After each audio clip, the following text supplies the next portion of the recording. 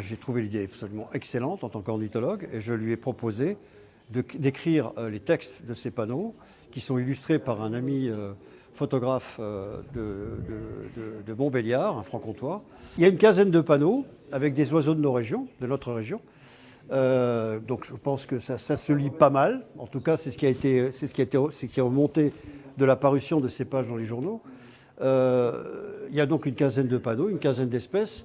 Cette exposition a pour vocation de tourner dans les écoles, de tourner dans les sites où il y a du public, pour vraiment sensibiliser les gens à tout ce peuple à plumes là, qui il faut le dire, qui est en pleine déprime. On a un effondrement des populations d'oiseaux en Europe qui est dramatique depuis une quarantaine d'années.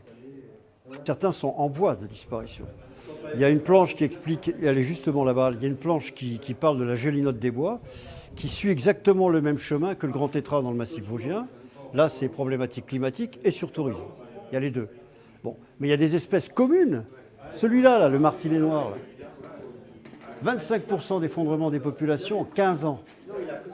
Pourquoi? Parce que l'habitat urbain, il ne trouve plus de site pour nidifier. C'est un oiseau qui ne vit que dans le ciel, mais pour se reproduire, il a besoin évidemment de se poser quelque part. Et comme il ne trouve plus de site pour se reproduire, les populations dégringolent. Voilà. Il y a une autre espèce d'oiseau, c'est l'alouette des champs. Je sais que tout le monde connaît l'alouette des champs. Au printemps, le petit oiseau qui chante en s'élevant, c'est elle. Et cette espèce-là est dans les eaux de 35-40% de disparition depuis à peu près une vingtaine, trentaine d'années. Pourquoi? Très inquiet. Très inquiet. Ce sont les espèces communes. Tout à l'heure, je vous parlais de bruit de fond. De la biodiversité. Oui. Alors évidemment, il y a des espèces emblématiques, la cigogne blanche, le vautour fauve, le gypaète barbu, l'aigle royal qu'on a réussi à sauver par des moyens, nanana. Mais à côté de ça, tout le bruit de fond, c'est-à-dire toute la petite avifaune, des jardins, des campagnes, tout ça, ça se casse la figure, en silence.